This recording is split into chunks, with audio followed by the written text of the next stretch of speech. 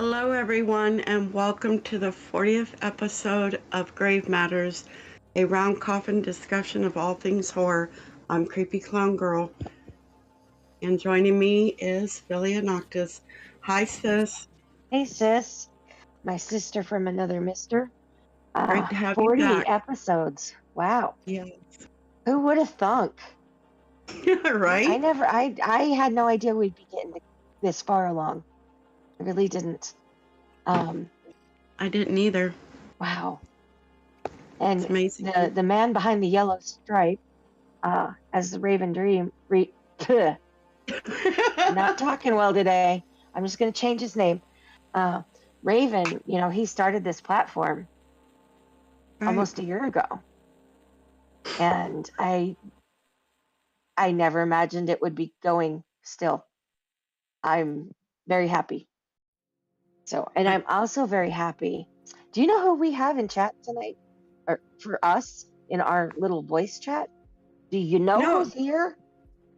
I see a lot of people, and right now one of them I see is Dark Little Voices. Hi, DLV.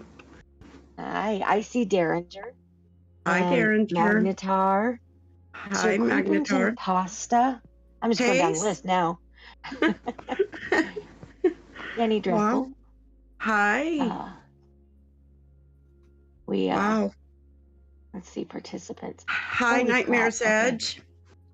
We've got Alexis, Bounty Hunter. Hi, Alexis. Danny Dreadful. Dexter. Hey, Dex. Hey, Dex. G1 Stewart. Hey, Stewart. General. Infinite Psychosis. Hi, Is. My Chris.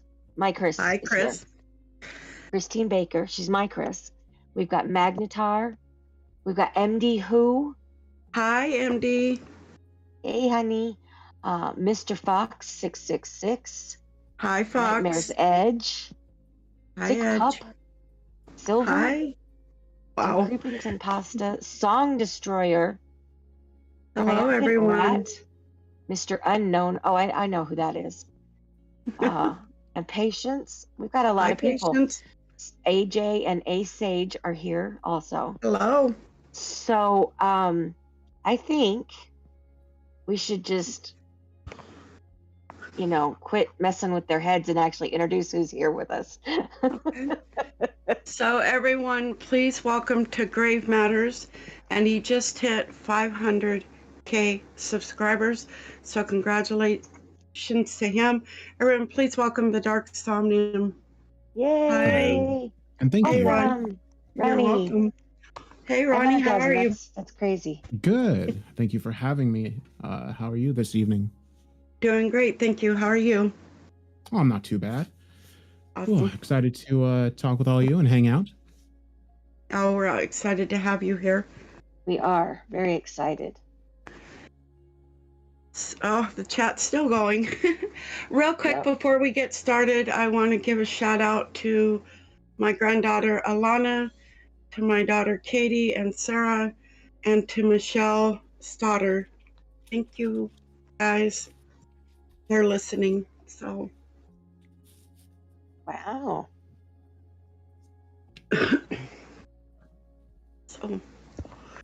So Ronnie, for those in the chat that may not know you, or those who will watch the show later, could you please tell us a little bit about your channel, its content, and how you got your name? Sure. So on my channel, I read scary stories and I write music and do sound design for the stories. Wait, about the channel. What was the second question? Tell us about the channel and how it all kind of came about. Okay. It's content and your name. So so I make videos, just narrations of scary stories. The name, the Dark Somnium, I got that because originally my channel name was going to be Ronnie Reads, but then I was like, I want it to actually sound fitting for the types of stories I want to read. Because originally I was just going to read pretty much anything I wanted to, like whether it be scary stories or like funny stories or whatever. But then I figured I'll probably end up leaning more towards just scary stories. So I chose the name Dark Dreams, but I felt like that was kind of generic. So, and I also really like Latin words. I think that they sound really cool. So I chose Somnium, which is Latin for dream. And so then just use the Dark Somnium instead of Dark Dream. That is awesome. I did not know that's what somnium meant. I know it meant sleep. Hi, Swamp. Hey, look at that. Thanks for joining us. Getty reads. Well, I too enjoy the Latin names, which is actually where my name is Latin for Daughter of Darkness. Ooh, very fancy. Yes. Mine's just ordinary. There's nothing ordinary about CreepyClownGirl. Since my brain, Swamp Dweller's here. I was gonna say that video we did together passed 1 million views, which is pretty grease. Wow! Cool. Congratulations! Wow! We did a story together like 3 years ago, called "I Was Dead for 6 Minutes and Saw Heaven." Yeah. 1 second. I'm doing something. That's fine. You just keep keyboarding. That's cool. Okay. All right. You just keep being you, honey. Right. So, like I mentioned at the start of the show, 500,000 subscribers compared to when you first started, just someone that wanted to narrate or as a hobby. I mean, wow, what does it feel like? I mean, did you ever think you'd get this far? Definitely not. I didn't think I would ever get past more than a few thousand subscribers. And I only thought I'd get those just because, as time goes on, if 1 or 2 people subscribe here and there, over time, that would add up. And I figured the most I ever have is like maybe a few thousand. So, in fact, I was so confident that I'd never have more than a few thousand that I used to make videos saying, well, I'd make videos, not like that was the whole point, but I would mention sometimes how I I'd read like erotica stories if I ever passed 10,000 subscribers. Then I did, but I passed 10,000 subscribers, but didn't do the erotica because I'm too shy. You're too good for that now? No, I'm just too shy. OnlyFans, you can always just, That's true. If YouTube doesn't work out, I'll make an OnlyFans, and then I won't be too shy. Right. Might have to discuss that with Romnix first. Oh, I'm sure she'd probably encourage him. Right. She seemed awfully fun when we interviewed her. So yeah, for those of you that don't know out there, Romnix is actually the girlfriend of the Dark Somnium. It's true. And she's quite the narrator herself. She is. Sorry to break all your hearts, but he's taken. Yes, all of us that have spent so many nights alone in our rooms with you, only to find out you're taken. Well, fun mini story about how we met. She was actually one of my subscribers, and then she just like messaged me, and we started talking. And then after we started dating, then she was like gonna try her own channel and stuff. And we're so glad she did. Yeah, because she's really good at it. She is very good. I know she does a lot of voices in a lot of your stories. Yeah, pretty much anytime there's like a female character, I have her do it because it's more, it adds to the immersion of the story. Right. Yeah. Look, I can't see the person's name, but it starts with a U, and they've got a bunch of crying faces. Right. It's unknown. Oh, unknown. Looks an awful lot like looks a lot like Dark Somnium's icon, which Which keeps one? throwing me off. Unknown. Oh yeah, that's the one I had before my current one. Okay. Oh, okay. So then, is Unknown actually Romnex? No, I'm not sure who that is, but okay. I just figured they liked the picture, which is cool. Oh, okay. Oh, cool. It kept throwing me off because I kept thinking, oh, well, there's Ronnie, but no, that's not Ronnie. Yeah. Unless it is, their name is unknown, and I did say I don't know who they are, so it could be a giant conspiracy. It could. Oh, you guys heard it here. It's a conspiracy. It's who? It's a conspiracy. He doesn't know. Yeah, it's snap. Debunked immediately. Debunked. Right. Romnex in chat. Is she? Is she? Hi, Romnex. Oh, okay. So, I don't know if you know this, and I know this is gonna embarrass you, so I'll keep it quick. Your stories help a lot of people. Just your soothing voice. You're one of the first people I started listening to in the horror community. You and Corpse Husband, his staircase stories.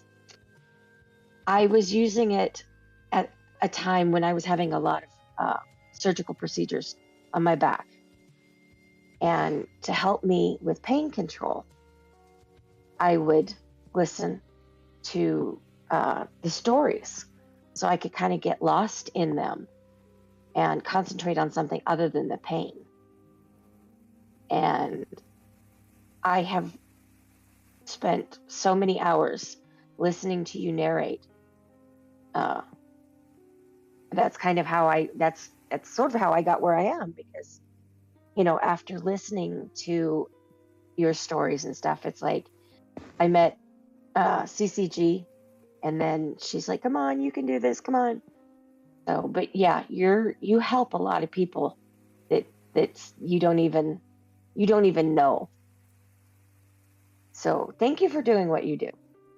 Yes, thank you very much. Oh, I really enjoy your channel. You're welcome. It's that means a lot to me. I'm not very good at taking compliments, so if I just get real weird, if somebody says something nice to me, that's why. So I'm sorry about that. But you're fine. I knew it was gonna embarrass you. Oh no, it doesn't embarrass me. It's just I always I don't know. I'm always like, trying to make. I'm always worried that I'm going to sound like egotistical. So whenever somebody says, like, gives me a compliment, I don't really be like, yes, I agree. So I just try to say thank you, because I don't want to be like, yeah, I agree, I'm great. No, I'm just joking. But you're fine. I remember back when I was working graveyard shifts, I used to listen to Mr. Creepypasta, and I like it. Watching those videos definitely kind of helped me get through a lot of the things that were going on at the time. And so I know exactly what you're talking about. And to know that I could help somebody else that way or give that to somebody else, that's just a very humbling thing. So thank you. You're very welcome. Very welcome. So, when you first started, where did you get your stories? Because you're very prolific. You have a lot of stuff out there. So where were you finding all of these stories? I have always mostly gotten the stories I read from the No Sleep subreddit, even now, from like the first day that I started. But I think most stories that are considered creepypastas come from the No Sleep subreddit, including a lot of the older ones that are classics like Baraska, Pen Pal. Those are stories that came from the No Sleep subreddit, and so I've always just gotten them from there. And yeah, when I first started, I was surprised that I didn't know what the No Sleep subreddit was, and I found it when I was out just looking for stories to read. So, and it was very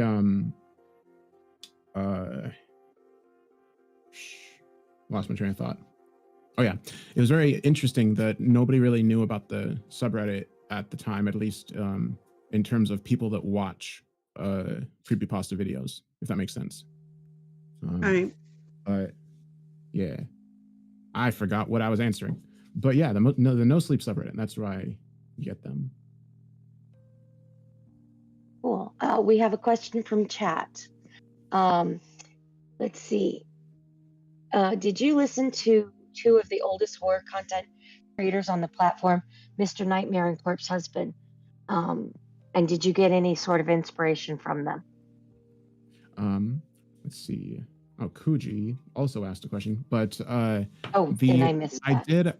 I did listen to Mr. Creepypasta. I didn't listen to Corpse Husband, and I didn't listen to, and I kind of listened to Mr. Nightmare, not really. The only times I listened to Mr. Nightmare was when I would be hanging out at my friend Danny's house, and we'd be like just chilling, and so we would put on those like 10 scary like the Chills channel and stuff like that. Whenever we were just watching videos like that, I'd watch like Mr. Nightmare's channel or Chills or one of the other ones that was popular back then.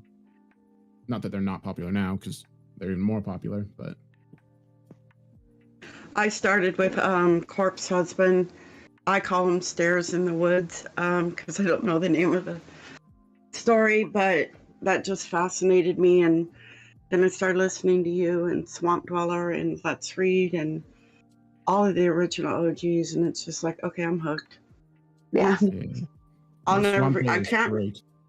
Yes. Swamp is good. We have yet to have him on. He says he said he's willing to come on, but I don't know. I think he was just kind of blowing smoke. Nah, Swamp Dweller's super cool. I'm sure that he would, if he said he wants to, or would, then I'm definitely sure he would. I'm kind of trying to goad him into it now. He's got like this aesthetic, like the whole cryptid aesthetic for his channel. Yeah. And he's been doing real good with it. I don't know if you've seen it lately, but he's I don't know. I guess I'm comparing it to how he was when I started. But just like the immersion around his channel, like if you go to his channel, you can really get into like the whole if you're just like into that type of horror, like cryptids or like nature or yeah, I am. That, Yeah. I think he does it really well. Definitely. Because what I'll do every once in a while, because like, oh yeah, I'm caught up, and it's like all of a sudden you guys are posting 1, 2, and 3 videos, and it's like, can you guys please just slow down a minute? Thanks. Okay, so Kuji had asked, did you have any channels? Whoa, that just jumped. Sorry.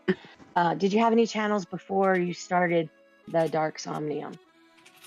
Like any gaming channels or anything? Okay. I did, but I can't say what it is because I don't want anything to change about it.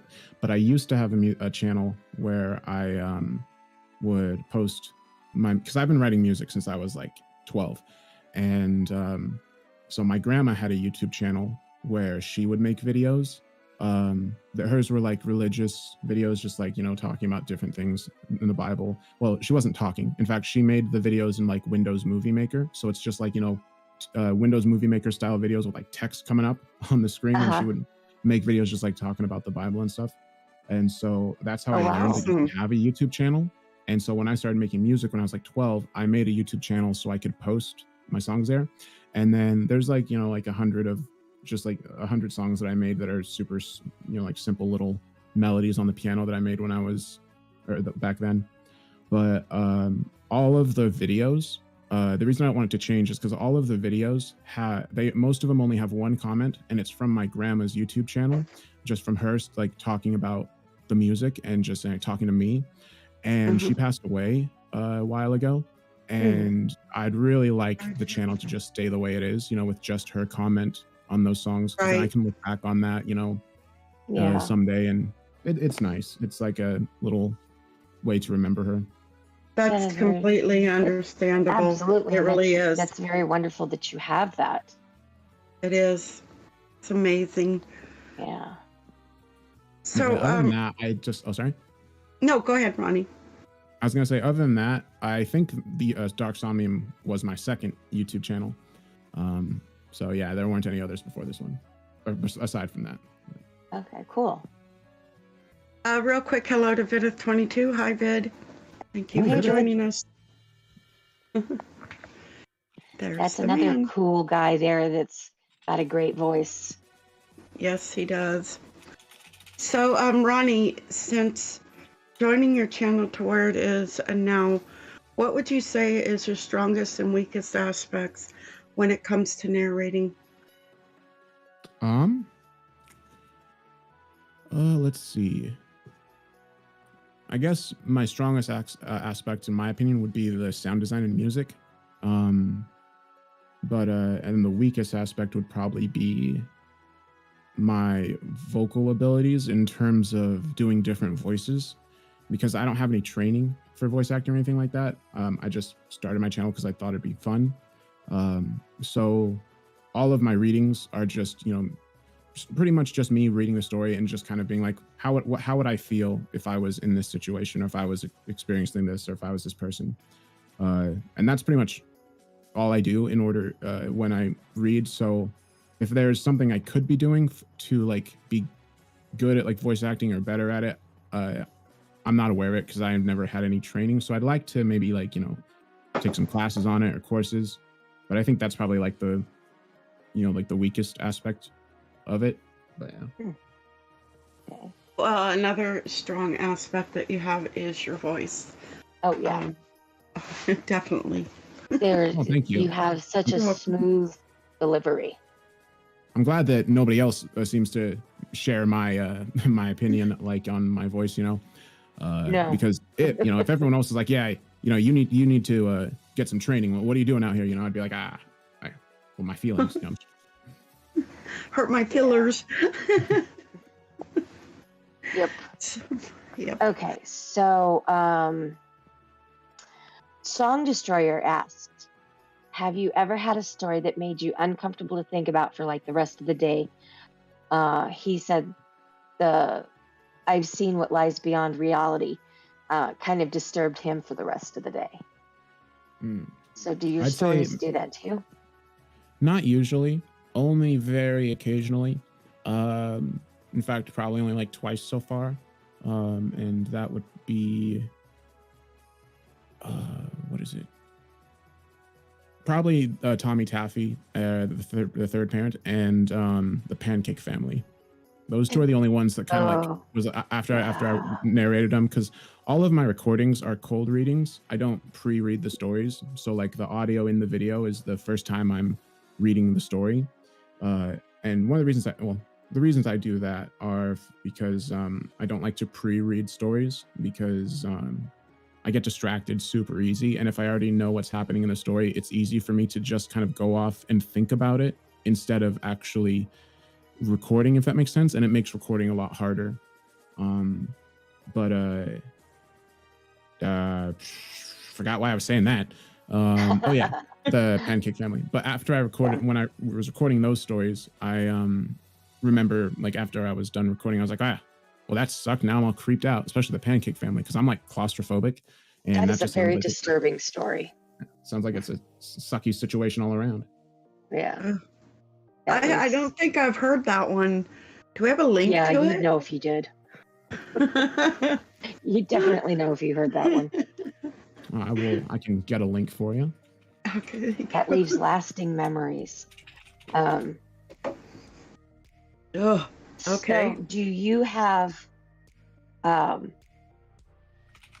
lot of new people trying to contact you? Saying, I do actually. Oh, sorry. Asking for advice and stuff? Yeah, actually, that happens quite a bit now. I try to answer when I can, but I'm super bad at remembering to do stuff. So I'm sure I missed a few, but I do get usually 1 or 2 messages a day from people asking me about it. Okay, so what do you tell them? I tell them, sorry, what was the question? What do you tell newbies when they come to you for advice? I say to definitely make sure to, like, if you're doing it, I assume everyone is doing it because they want to, because it's something they think is fun. I try not to assume people are doing it because, they're like, maybe I could make a bunch of money or something like that, So I always tell them to just make sure they're doing it for fun. because if you do go into it just worrying about numbers and money and stuff like that, it's going to be a real miserable time. Like uh it's not fun. It really sucks to be in a space, in like a headspace where you're like worrying that like a bunch of work you did is essentially going to be meaningless. I say that doing like air quotes, just because it's not doing better than like your last video. Like that's a really like sucky headspace to be in. So if you're making content or videos or anything like that because you enjoy it and something that you you know, just enjoy doing, then you're going to have a good time and you'll get better over the years, and you'll find new ways of doing it, and you'll kind of create your own style. And a lot of the questions that somebody has about starting a channel will be answered them just by doing it, if that makes sense. No, Some people ask me like what program should I start with? Like which program should I get before I start making a video? Which what should I do that like for this and that? And all of those will be answered when you just go and start doing it. Because, you know, like if you're looking for an audio program, like Audition is a good one. That's a good free one, but there's a lot of them, you know, so you'll find one. If you're looking for stories, I always tell people when they're when they ask me about, you know, narrating, to make sure that they ask the authors for permission. If they go to like the No Sleep subreddit or really anywhere where it's not like expressly stated that the stories are just free to use, because yeah, it's, you know, it's obviously not right to just take people's stories without credit, or without asking them. But I think I answered your question and also rambled. Yes, you did. No, you're fine. That's what we like. Right. And that's one thing that I learned early on when I started promoting and supporting the horror community, was always get permission so you don't get blacklisted. And don't do sub for sub. What's that? Credit everybody. Right? Exactly. Even if it's like, you know, the janitor, credit the janitor. Right? Credit everybody.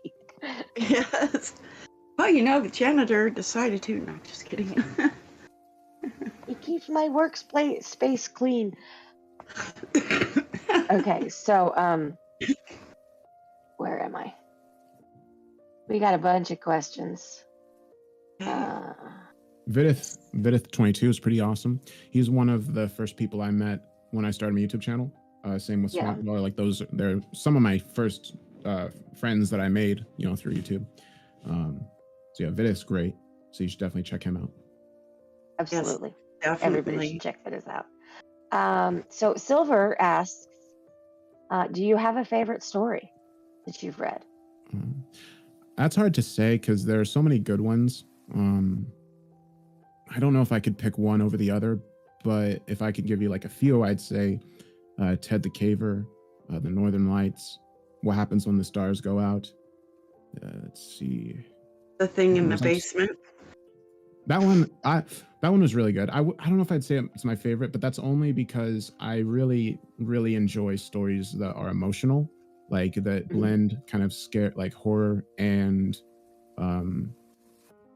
like, but can also make you feel something, like something that will stay with you much longer after you listen to it. And I feel like those types of stories are usually the so like Ted the Caver, that one's the exception because that's not very emotional. That one's just like, you know, suspense. It's just like 2 hours of suspense building. But that's just a really good and fun story that I really enjoyed making that one, or doing the narration. I didn't make the story. I enjoyed doing the narration, sound design, and stuff. Okay. So, do you ever write your own stories? I've tried to, and I'm currently writing a few. But when you've been doing this for a while and you've written stories from some really amazing authors, where if you don't really have any confidence in your own writing to begin with, doing something like this, at least in my case, didn't help, because I'm over here reading stories from authors who I can't say specifically which ones, but there's like 3 or 4 authors that I've worked with of pretty popular stories on my channel that those stories are going to be turned into movies. And now those people are like writing screenplays in like Hollywood. And also, like I narrated some of their stories, before that. So it's like they're obviously really good writers. So like when trying to write my own stories and thinking about these people I've worked with who are professional writers, just every time I write something, I'm like, nah, that sounds stupid. So I'm slowly working on some stories, but I haven't really released any yet. The only stories of mine that I have released are like joke stories, like amazing deals at Uncle Ronnie's Chuckle Bunker. That's one of them.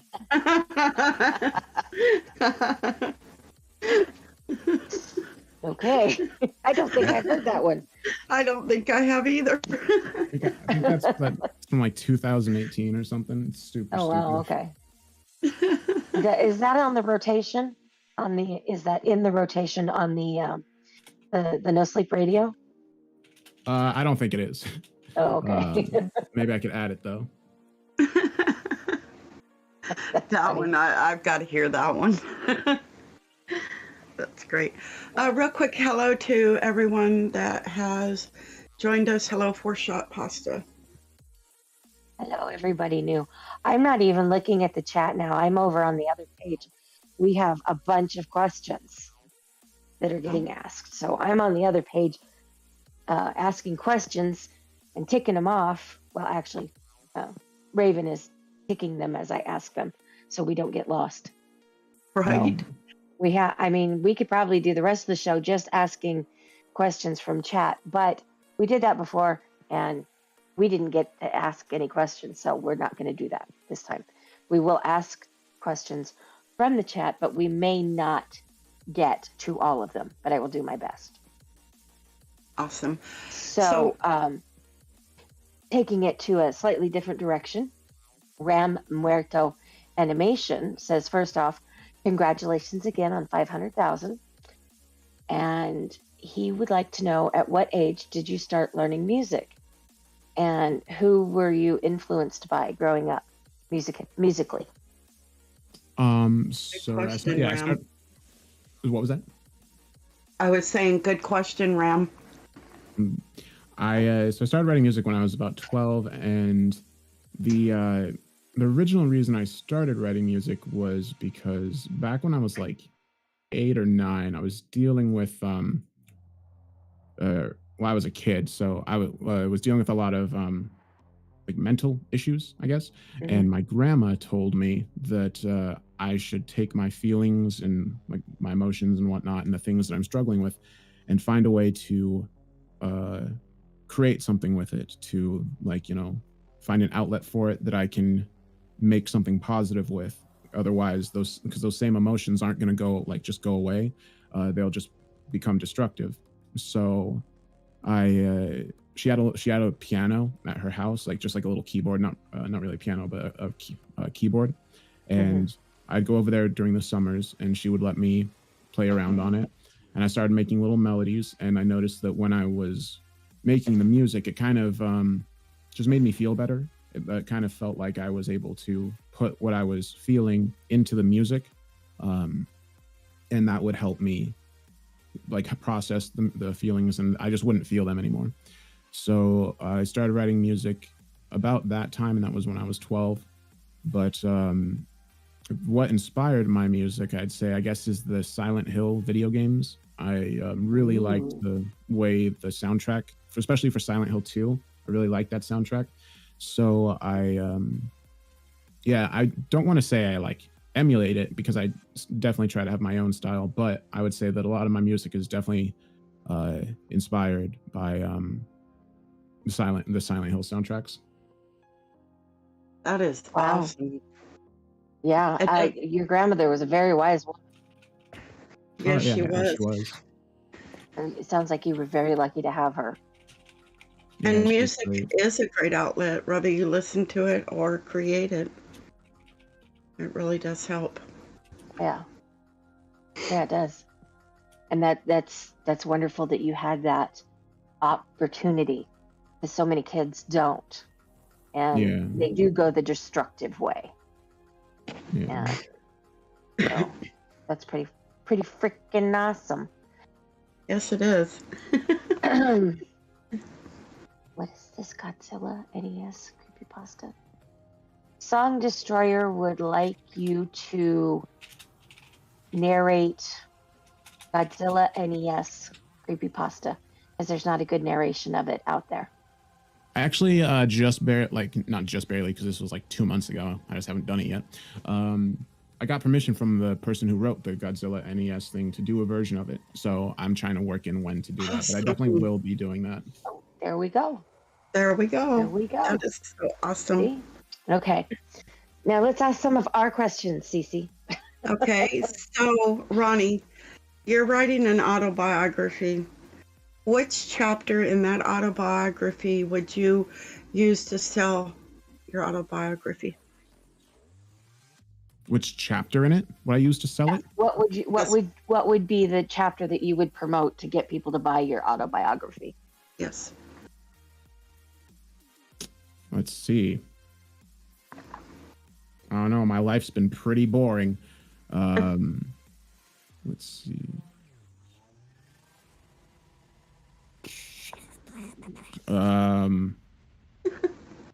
honestly have no idea. I guess maybe. Wait.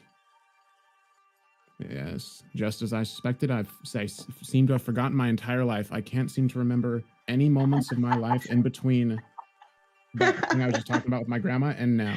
Okay. Okay. Because it's all just been wrapped up in music. Yeah, right. Hold on, let me think about it. I guess maybe I could talk about how maybe in like chapter 75, because these are going to be very short chapters, so there are going to be a lot of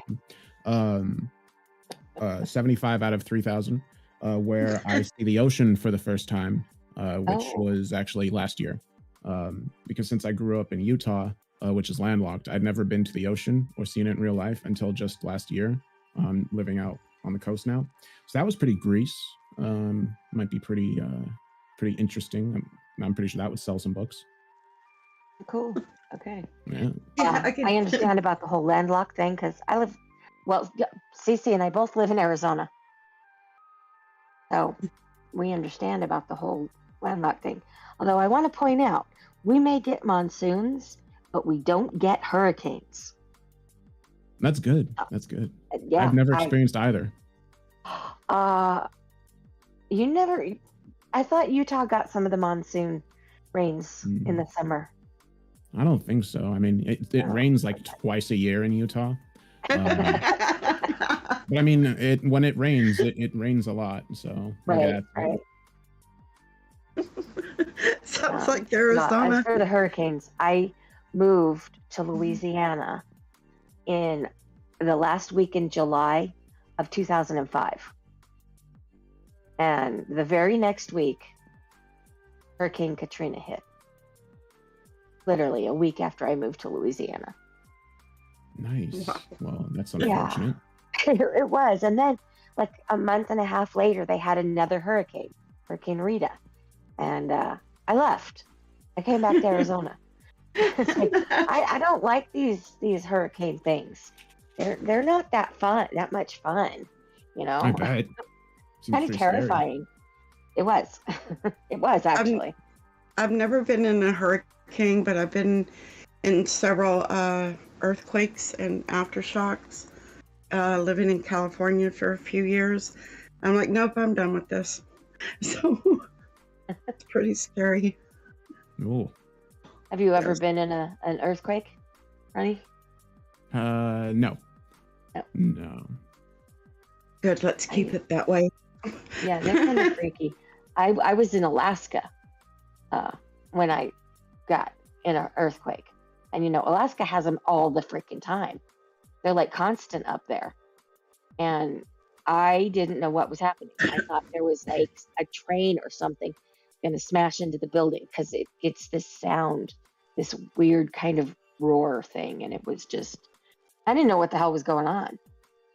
And that sounds pretty scary. My friend up there was like, relax, it's just an earthquake. And so the glasses started shaking stuff. And she goes, oh, it's just a little one. Don't worry, you'll be fine. And I'm watching my glass kind of hop across the table, you know, and I'm like, this is not fun. Why do you do this? So yeah, Well, I'm glad you're okay. well, thank you. Yeah, it did end up being a very small earthquake, but it was big to me. So okay. Do you have a favorite sound? A favorite sound? Yeah. I think so. Yeah. Are we talking like rain? It could be rain. It could be the leaves blowing in the wind. It could be anything. Yeah, I'd say rain. I'm super boring. Rain's awesome. I love the rain. Well, do you like it as a gentle rain, or do you like big, heavy thunderstorms? Or I like thunderstorms, but that's also because, like I said, growing up in Utah, where it rains twice a year, and on those 2 times, it's probably not going to be a thunderstorm. It might rain a lot, like you might get a lot of rain, but it won't be a thunderstorm. Thunder is really cool. I like it. It's nice and it sounds nice when it's off in the distance, you know. It's when it's like, you know, cracking right above your house, which has happened to me like 3 times in my entire life. That can be scary, but it's still cool. And yeah, it's just nice and relaxing, you know. It smells good. yeah, I love the rain and thunderstorms. So Ronnie, where you are now, again, congratulations on 500K. But where do you see your channel going, and what would you like to see for it in the future, whether it be your channel or music? Well, since I got 10,000 subscribers, and I don't say this in like a bad way, but it's, I don't know. After I reached 10,000 subscribers, there wasn't like another big, like, oh wow, this is so crazy. I can't believe I'm at this many subscribers. Like, if that makes sense. Like, it's not that I don't enjoy it. It's just that I try not to focus too much on numbers like that. I try to focus more so on just the community itself. And the only change in the community that I've noticed since I've reached like, you know, 10,000 versus now is just how many people try to, you know, contact me. So there's not really like a big desire for the channel to, or not like, I don't know, I'm not opposed to the channel continuing to grow, but if it didn't grow at all, like if it just stayed where it is now, I wouldn't be upset. I'd be totally fine with that because it's already way more than I thought that I'd ever have. And it's, you know, like YouTube's pretty much become my job, which is something that I, you know, could have never really dreamed of. I am able to support myself doing something that I really enjoy. And I don't know. I don't really think there's really anywhere I could go you know, I don't want to say like I'm just like happy to settle where I am, because I still want to, you know, get more into film composing. I'd like to do more with my music. As for the channel, I can't really think of anything crazy that I want to happen with it other than to just, you know, keep improving my quality, keep doing stories that I like. Yeah, there are these 2 things that I'm working on that I want to introduce to the channel, but they're not like a oh, I want this to be the new direction of the channel type thing. Right. They're just like, you know, additional things I thought would be fun to types of videos I thought would be fun to try. But yeah, that was probably a very bad answer to your question. No, it wasn't. It was fine. Fine. So we like to ask odd questions. It's one of the things we're known for, is just kind of asking really random odd questions. So if you could have anybody in the world, living or dead, real or not, read your eulogy, who would you want to read your eulogy?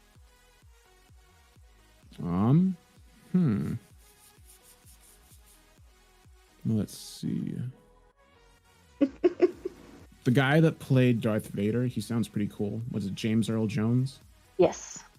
Yeah, he's pretty cool. Good choice. That would be awesome. I think that's the first time anybody said him. Right, I think it is too. Yeah. Another thing, what's fun is I've never seen the Star Wars movies that he's in, but I've heard his voice, and I heard him in Lion King. You've never seen the original Star Wars movies? No, I've seen 1, 2, and 3, like the one with young Darth Vader, like when he's like a kid and stuff. When he's Anakin. And then I saw Rogue One, where he comes in at the end and messes stuff up.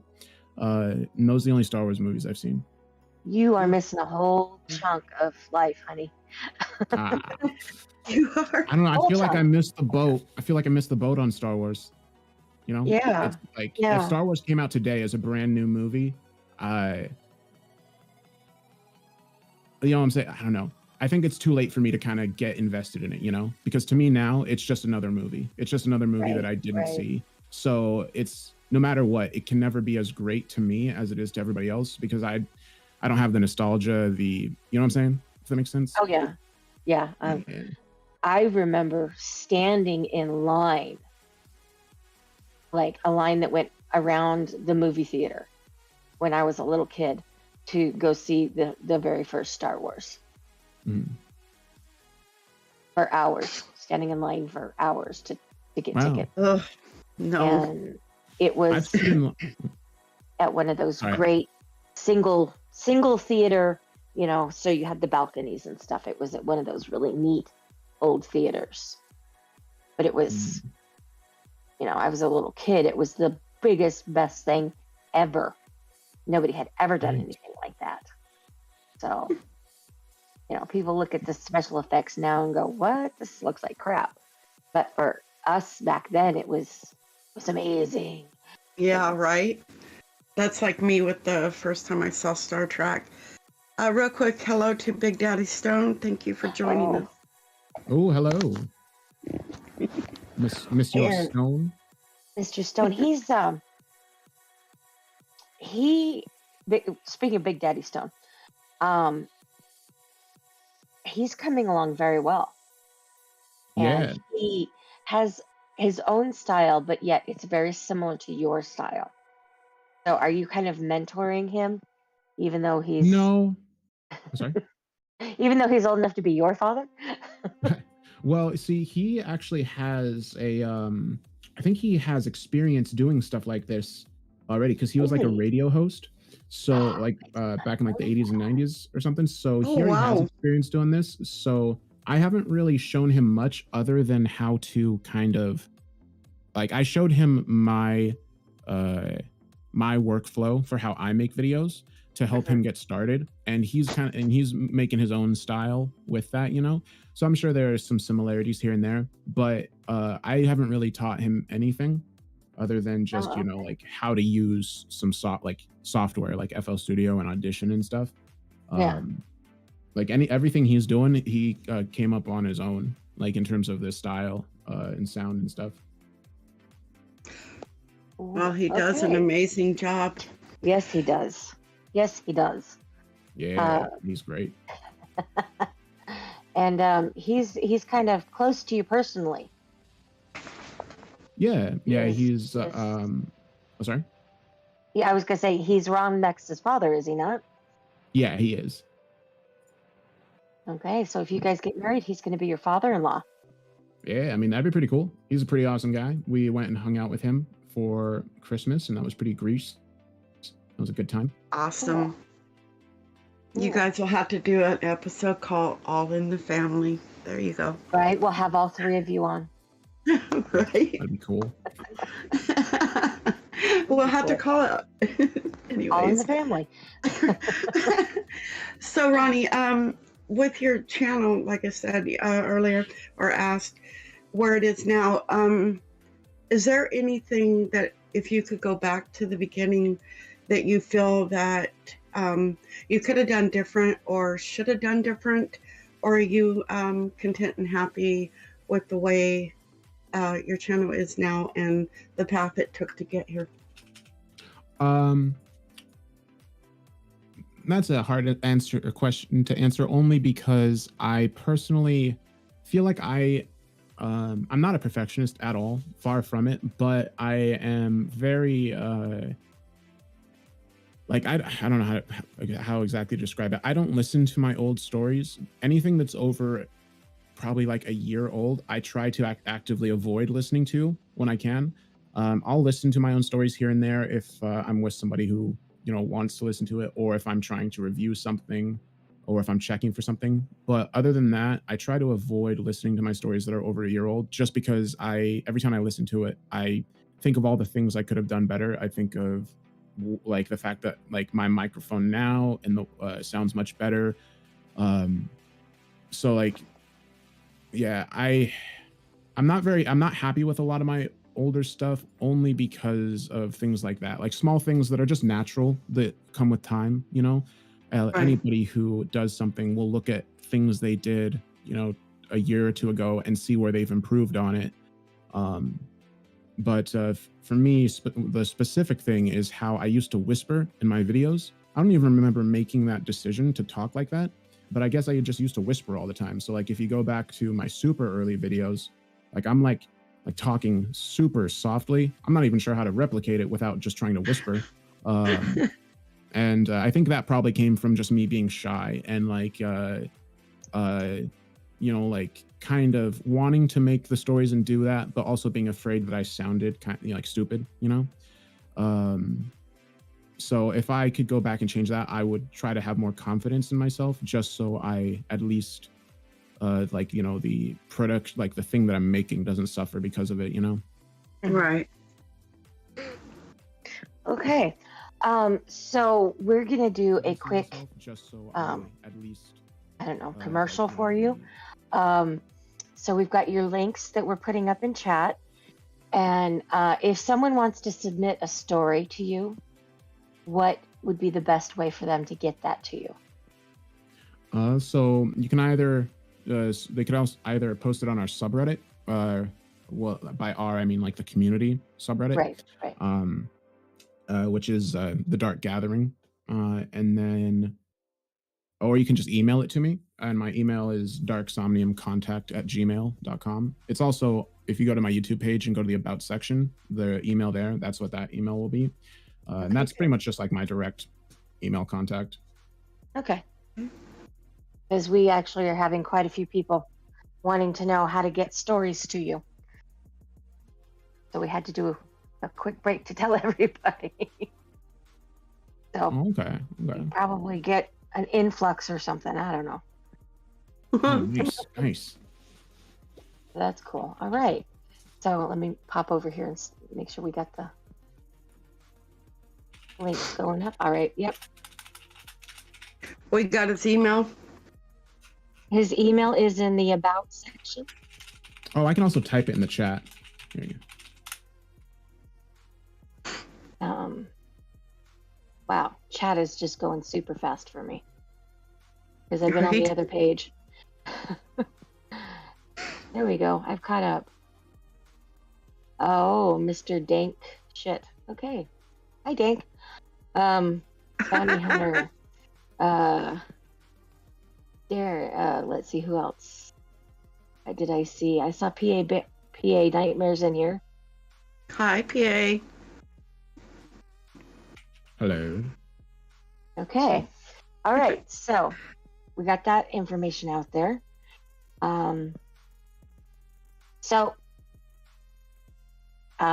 If you were going to have a dinner party and you could invite 5 people from either movies or books, writers, authors, well, that would be the same thing, directors from movies, the people that played the characters or the characters themselves, anywhere, live or dead, who would you invite to a dinner party? Let's see. So you ever watch the movie To Kill a Mockingbird, the black and white one? Yeah. Uh-huh. You know the guy that plays Atticus? Mm-hmm. So him, he's pretty cool. Anthony Perkins? No, that's not Anthony Perkins. I'll think of it. Keep going.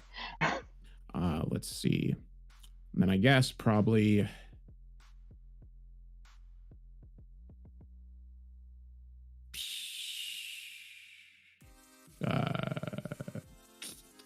Definitely Claudio Sanchez. He's the lead singer of the band Coheed and Cambria, which is my favorite band. Let's see. And then I guess just 4 more copies of Claudio. Wait, how many people were supposed to be there? 5. 5? Yeah. 3 more no, okay, not that. Let's see. I don't know who else I'd be interested in having dinner with. Everybody else I can think of, you know what I'm saying, like from history, really sucks. Well, what about like Vincent Price, or you know? If you ask Rom next, she'll definitely say Vincent Price. Yes, I remember. Like, yeah, but I mean, he's pretty cool, I guess. Let's see. Maybe some like voice actors from like what's his face, the guy that plays Homer. The guy that plays Homer. Homer Simpson. He's in so many things. Matt Groening. Nah, he's the guy that made The Simpsons. Okay. Dan Castellaneta. Oh, okay, yeah. Yeah, he's pretty cool. I don't know who else. Okay. I'm sorry. That's fine. No, that's okay. Gregory Peck was Atticus Finch. Oh, nice. Yes, Gregory Peck. He was an awesome actor. He did a lot of other things besides To Kill a Mockingbird. He was, very prolific, but he was so good in that movie. Yeah. And the movie was very true to the book. It's a good book, yeah, for sure. I remember reading that in high school. Mm-hmm. Cool. Okay. And it's hard to get movies. Oh, sorry? No, go ahead, Ronnie. I was gonna say that's one of the few times where I've been been forced to read a book and I ended up really liking the book. Mm-hmm. Like a lot of the books they make you read in school really suck.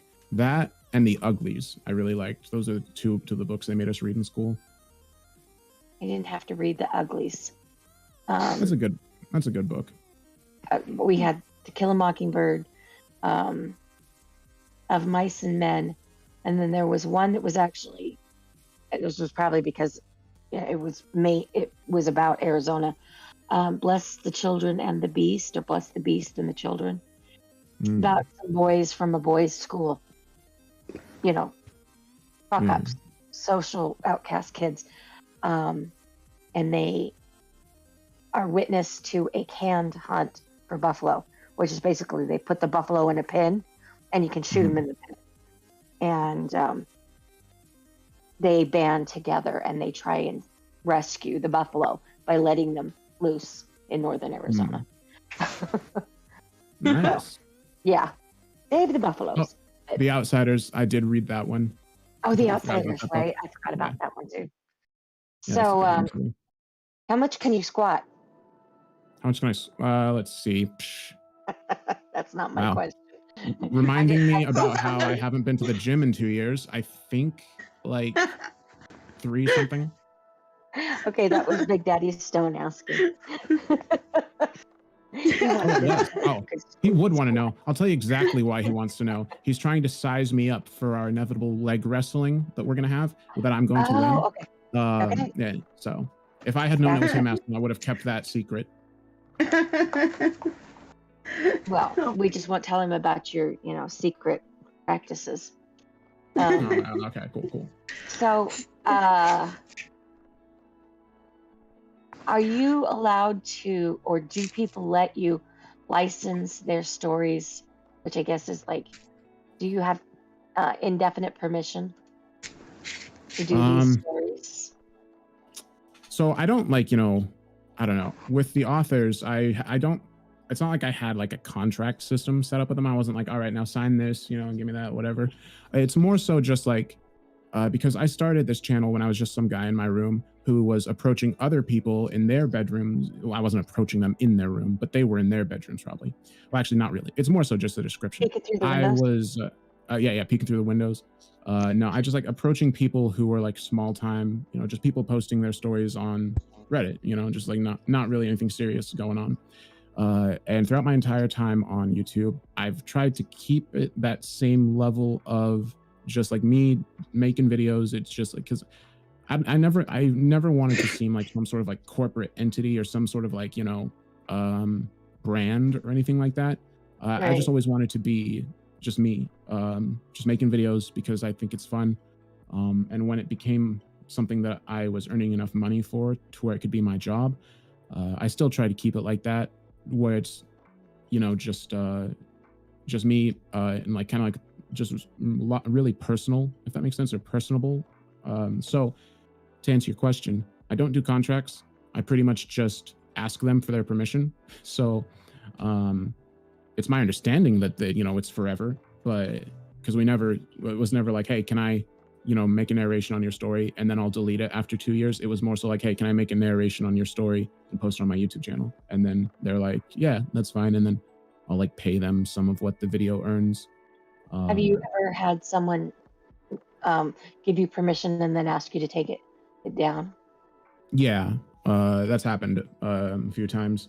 There have been times where I've gotten permission and then made the entire narration, and then right before I posted it, they took back permission, so I just had to delete it. That actually happened with a story called that story Baraska.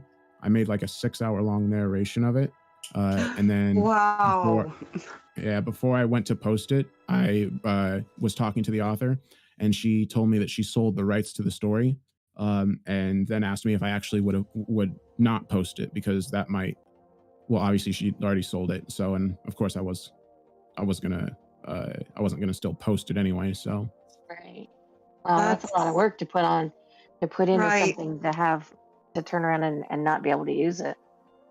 yeah. Exactly. That's just, Um, oh, that sucks. now, yeah. Are, Vidit, um, Vidit asked, where do you get your thumbnails? I was just getting to that one. So for the thumbnails, I usually just look up artwork online that is fitting to the story, and then I'll reach out to the artist and ask if it's okay if I use it in my thumbnail. Um, I didn't used to do that, but like 2 years ago, I realized that it's not right to not ask the artist, because I do ask the author, but I wasn't asking the artist, and that's mainly because I figured the art online was just kind of, it could be anybody could use it.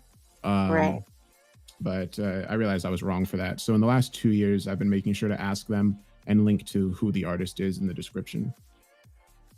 Cool. Okay. Um, brain fart.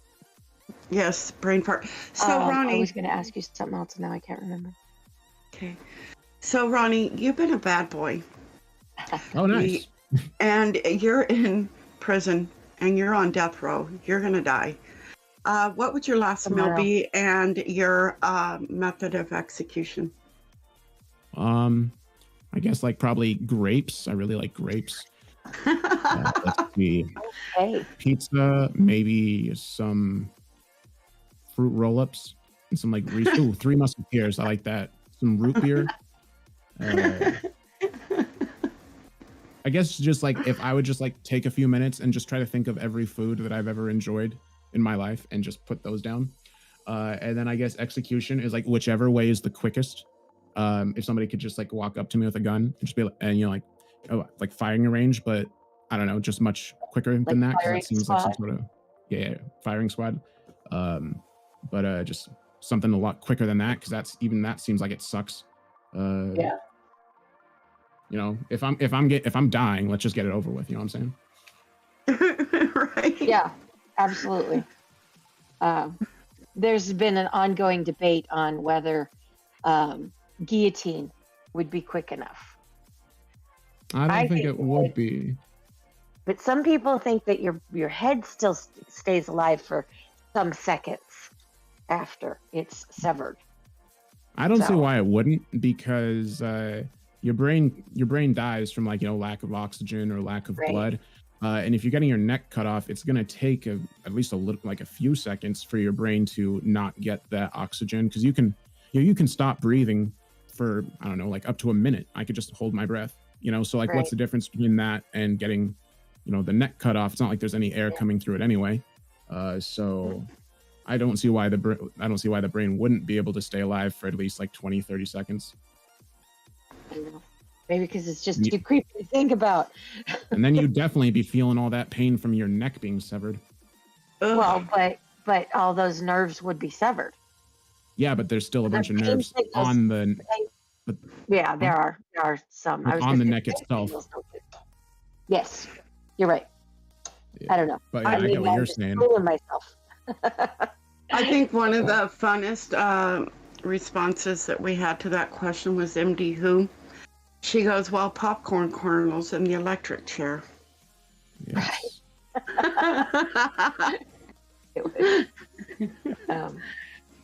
Kaiji, I hope I said that right, asked, do you get interrupted when narrating a story? Not anymore. I used to, but ever since I got my own place, I don't. Mainly just because, it's my own place. So, like, it's not like there are people just walking in and out of here. Right. Hey, cat, I can't see through you. So, Nightmare's Edge asks, what advice would you give a new creator on promoting their content and not being as annoying as hell? Yeah, how to promote it without being super annoying. Let's see. I would say to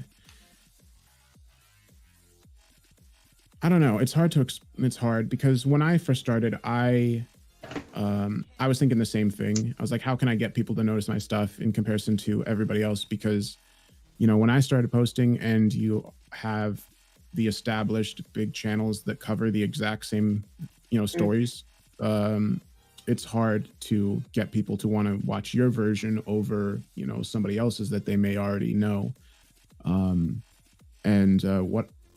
What I found was, I think it was maybe just coincidental that the sound design and stuff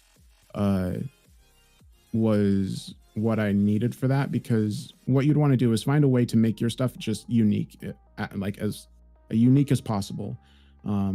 Because let's say you make a thumbnail for a video. Let's say you make like a creepypasta video and you make a thumbnail, and the thumbnail is the same as like all the other ones with just like the scary picture and then the red and white text and stuff like that. If you post that and you're a new channel and you have like 5 subscribers, everybody else who is coming by, if your video does pop up for them, the second they might click on it thinking it's another channel, and then once they realize it's not, they'll just leave. So like, that way, like, trying to go with existing trends can kind of just get your stuff ignored, if that makes sense. So you kind of want to go with existing trends, but try to set yourself apart, like make, like see what other people are doing with the thumbnail, and then think like, how can I take that and make my version of it, make the, like this channel's spin of what people in this community are used to, if that makes sense. And that's, I guess, the best way to get your foot in the door with the kind of audience or the people you're trying to make videos for, is see what they're used to and then try to give them that, but with your take on it, like your version of it. To be like 100% honest, I think I went through like a phase of like a week where I did that stuff where I went to like other channels and was like, hey, I did a version of this, check it out and stuff. But then after that, I started to just feel real bad. I was like, nobody came to this video to see that from me, Right. So I figured that if my stuff is good enough for people to want to listen to, then they'll listen to it, But that comes back to kind of like worrying about numbers and stuff. And back then I was also trying to keep, make sure I didn't get into that headspace. So that was one of the reasons why I stopped doing that too. I was like, I'm worrying too much about numbers. I'm worrying too much about getting people to see my stuff. I just need to make it, and then people will come, if that makes sense. They'll come on their own. So you kind of got to trust the algorithm to help you show up on people's check this out. I don't know what they call it on YouTube. The list. You go to your home your YouTube homepage and it says the suggested for you. That's what it is. Yeah, and Right. plus one thing is that, like, I don't know why. Well, I do kind of know why. It's just like the YouTube algorithm, but it seems like, so like my channel went through these cycles of, I would get like no views or whatever for a little while, and then one of my videos would get really popular, and it's almost like a staircase. Like if I go to my channel analytics and just do like the whole lifetime view so that I can see like all my analytics all the way back to like 2016, it almost looks like a staircase. Like it's like, the views kind of just like, going up and down, whatever, maybe like ranging from like 100 to 200 some days and whatnot. And then randomly there would be like a giant spike just like straight up of one of my videos getting popular, and then there'd be like a new normal of like views, and that would continue, or maybe it would go down, maybe it would kind of start coming back down to where it was before, and then later on there'd be another spike that's like double as much as the last one was, and then it'll go kind of like, if that makes sense. And then it's kind of like for me it's been like a cycle of seeing these jumps, these spikes, and then like the channel will kind of like calm down, I guess, in terms of new subscribers and stuff, and then later on another one of my videos will get really popular, and then it will do that. So I think what YouTube does is it goes through these cycles of recommending certain channels or content, and then based on a whole bunch of factors about your channel, like watch time, this and that, the click-through rate, if they meet certain parameters, then YouTube will continue to recommend that. But if it doesn't, then it'll stop and it'll go down. If that makes sense. So It does. If you're like uploading, if you're making videos, or if you're just making content in general, and you've been doing it for like a year and you're not seeing any real growth, it could happen literally at any minute. Like I remember the first video of mine that ever got popular was back when I had like, I think like 10,000 subscribers. It was the moon video. So I know why we never returned to the moon. And that video, that was a good one. Yeah, like my analytics and stuff for the days before that one, on the day before that one, I got 5,300 views throughout the entire day. That day, the day that the moon video started getting popular, I got 181,000 in one day. Wow. Wow. Yeah, and then the next day after that, it went down to 20,000, and the next day after that, it went down to 10,000. But after that, it stayed at about 10,000, if that makes sense. So it's kind of like, yeah, it's just like you get like these weird random spikes or like jumps, I think, where it's kind of like the spotlight's looking, or the algorithm's looking directly at you, at your channel, and that's where all those views are, is the algorithm looking directly at your channel before it moves on to something else, and then like maybe it'll come back later. So I don't know if I'm explaining that well, but no, I Yes, understand you are. what you're saying. Completely understand. Yeah. Makes sense too. So All right. I think I've caught up on the questions from the chat. Ronnie, is there someone in the horror community that you haven't collabed with that you've always wanted to collab with? Not really, honestly. Other than maybe just no, actually. I don't think so. Collaborated with us.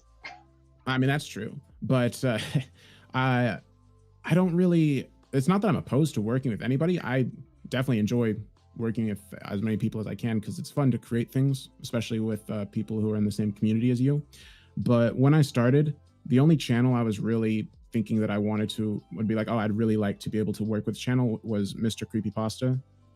And that was just because he was the channel I listened to before I started. So I don't really think there's like any other channel that I'm like, oh, I need to work with this channel as soon as possible. But Right. Yeah. Okay. Do you have any phobias? Pennies really gross me out. They're just, Pennies? I don't know, pennies. I don't know, something about them just really makes me nauseous. But fun fact, I've only thrown up once in my entire life, and it was when I was 7. It wasn't related to pennies, but so getting nauseous is a very weird feeling for me, and I don't know why pennies make me nauseous. But just looking at them kind of makes me a little queasy. They're gross, they're dirty, and I don't like them. Huh. You've only thrown up. Somebody quick send him a story about pennies. Yeah, no, yeah. I can't My believe you've friends only and thrown up once in your life. That's odd to me. oh yeah, well I'm thankful for it. Throwing up seems like it sucks. It does. It does. It does. Some of us Like- have more of a gag reflex than others. Like for me, I can't handle the smell of wet peanut butter. Wet So- peanut butter? Yes. You know how you make a peanut butter and jelly sandwich and then you put the knife in the sink Uh-huh. and it gets wet? So. Oh, okay. That's Yes. kind of a weird one. Hey, I'm weird. So, chicks dig scars. Do you have a gnarly scar? You wanna tell us about it? I have a scar on my head that it's like 3 inches long because when I was like 15 or something, I was staying the night at my friend's house, and we went out to the behind his house. There was construction being done because they were building some sort of store or something. So there's just like this giant empty field with a bunch of construction stuff in it. And so we went out there at like 2 a.m. and started messing around like idiots. And I guess he had picked up this 2x4 and just for some reason just like threw it straight up into the air. And I was looking down at the ground at the time, and it just came down straight on my head.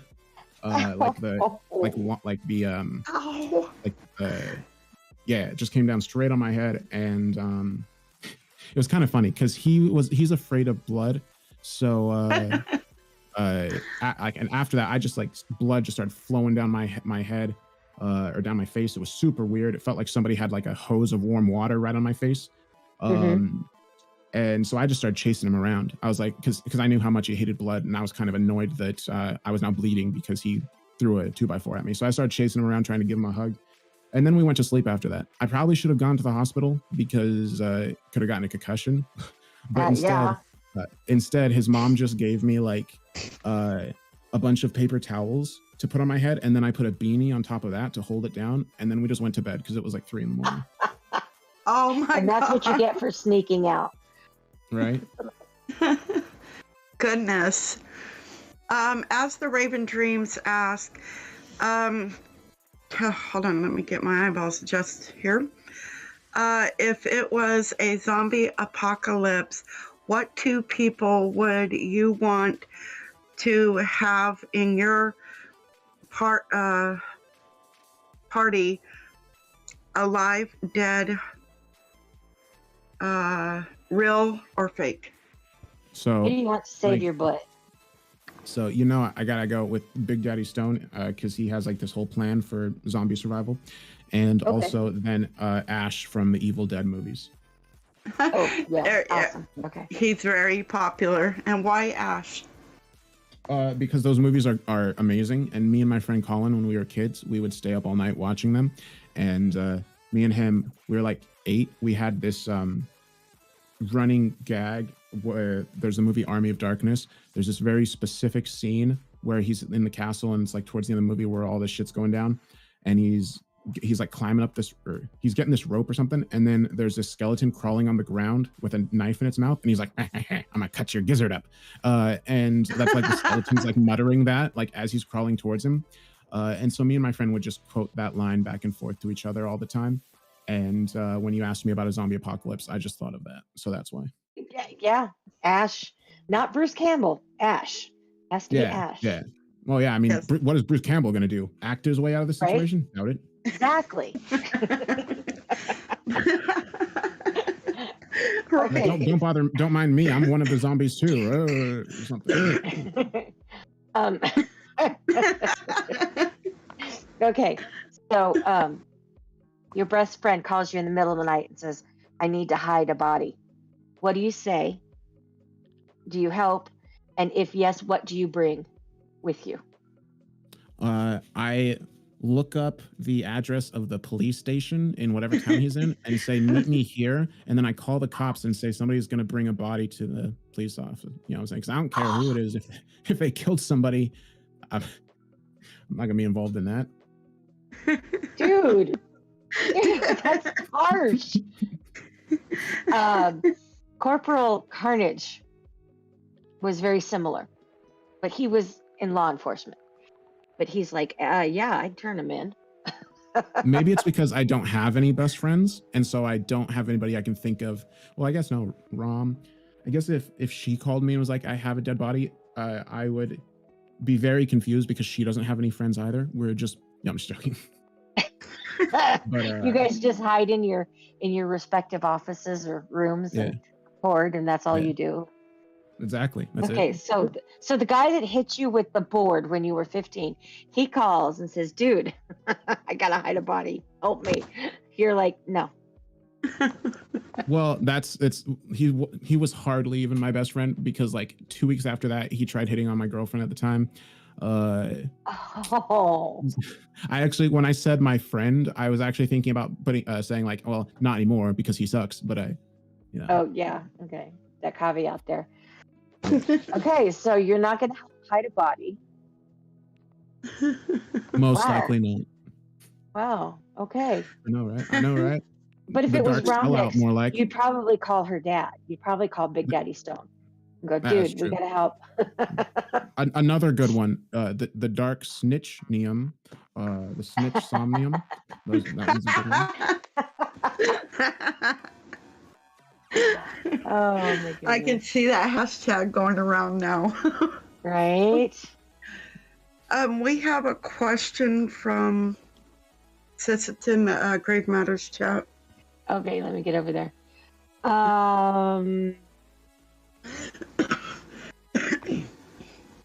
Which story that you've narrated would you be most afraid to experience? Oh, that is a good question. Yes. Which story would you be terrified to actually be in? The Third Parent or the Pancake? Literally any of them. All of them suck. Like Feed the Pig. Feed the Pig. Yeah, I mean, there's very few that I would even be willing to experience in any way. You know what I'm saying? Oh, I know which one. The Girl the Universe Forgot. That one's okay. That one's not bad. It's just Right. That one. Unless you're the girl that the universe forgot. Yeah, right. That would suck. Plot twist. Yeah. Plot twist. There's no story because you were the one that was forgotten. Oh, right. scary. You show up and nobody knows who you are. You're not in any of the pictures anymore, and they think you're just some kind of, crasher or something. Yeah. So, Ronnie, you're creating a horror movie. Who would your killer be? Who would your first victim be? And where would you film the movie? Okay.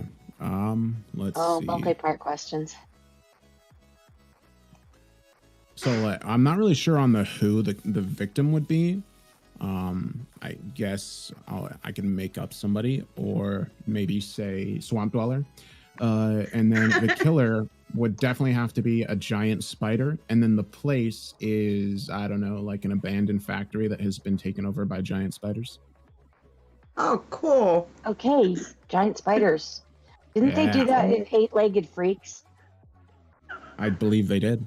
Also arachnophobia. Well, no, those weren't giant spiders. That was just about a lot of spiders. Yeah. Swamp, stay in the swamp. They'll evolve to swing around swamps. There's gators in them swamps. They're swamps now. Okay. We are getting very close to the end. Can you believe it? Wow. That's hard to believe. It's gone really fast. Yeah, it's gone really fast. So, do you have any questions you'd like to ask us? Well, yes. Now, I'm going to flip it on you. Right. Do you have any plans for the podcast of where you'd like to go with it?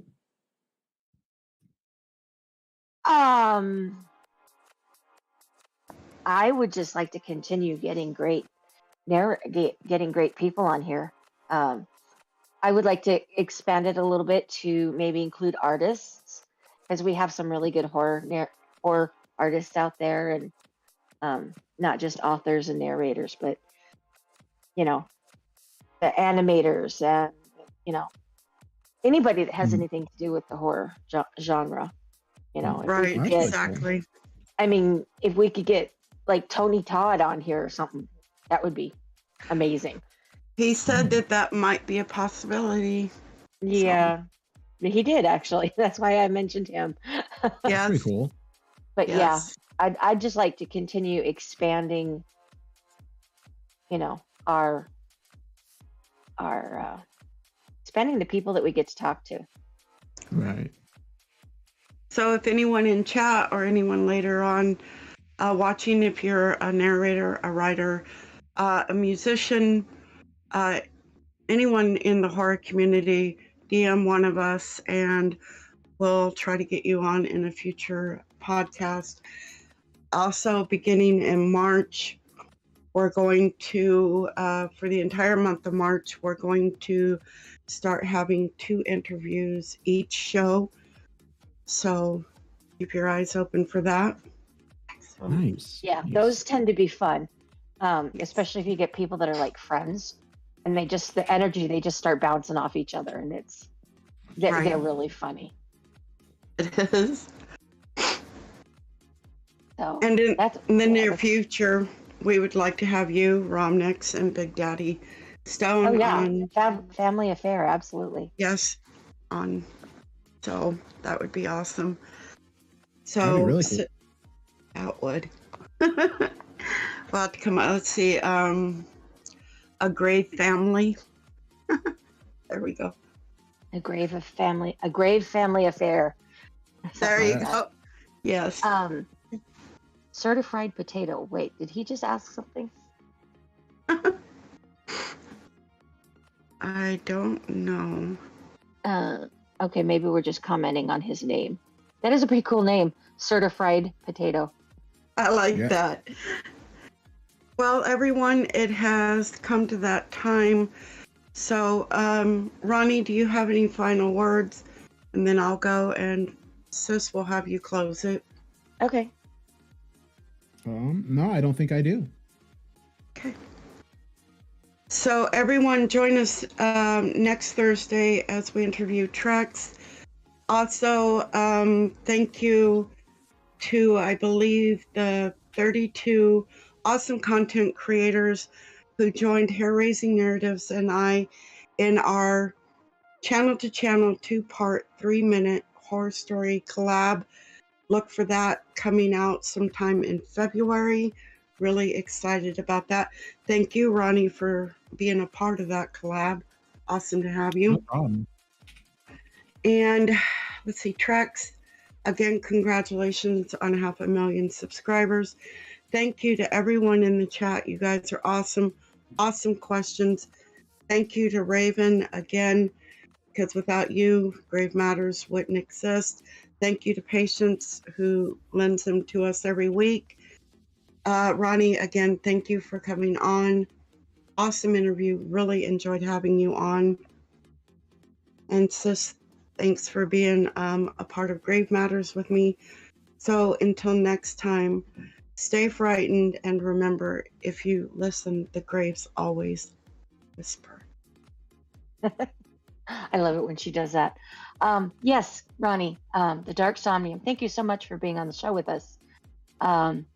Don't forget, folks, Ronnie has his live, well, not live, but his continuing stream, No Sleep Radio. You can go in there and listen to his stories. And thank you, everybody in the chat. It has been so much fun having you all here. I'm glad to see some new faces. And Silver, thank you. I'm glad you liked the interview. And Thank you. I know you've got some at least one new subscriber. And Raven, thank you again, as always. And Patience, thank you for letting us have your husband again. She's such a good girl. She just kind of rents him out to us. And we will definitely have to have you on again. I want to make a plan of that, having you and Rum and Big Daddy Stone on. Well, that'd be super cool. I think it would be really funny. Not funny, but I mean, you know what I mean. I think it would be cool. Fun, yeah. Fun, yes. Funny. Not funny, but and you know what I mean. Cece, my sister from another mister. Thank you so much for having done all of these episodes. I know I wasn't here for the full 40, but I love doing the shows with you. So I do too. 10 more shows and we're going to have a special. Yes. Or should we wait for 52? 50 or 52 shows? 50. Real quick, Raven says in chat, boom, they're the hard hitting right at you. Grave Matters presents Family Plot. There you go. Okay. Family Plot. Oh, that's a good one. Yes. I wonder if Patience came up with that. You know, she's really good with that. Right. So Patience comes up with most of our special name. When we have our specials, she comes up with the names for us. Right. Okay, so I guess that's it. Who are we having next week? Trex. Okay. That's next week. It's on Thursday at 7 p.m. Mountain Standard Time.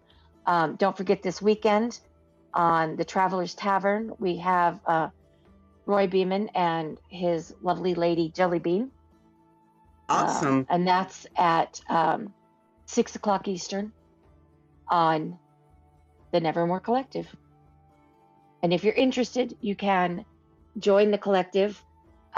If you have videos or an idea to do a live show that doesn't fit on your own channel, you can contact myself or PA Nightmares or the Dark Somnium. No, he doesn't know. As the Raven Dreams. Well, I was looking at Raven, and he actually typed the Dark Somnium. Anyway, we can host one of videos. We can do one of shows, or we can do, a whole thing. Just contact us, and once you join the collective, you can leave nevermore. Good night, everyone, and thank you. Good night. Mwah.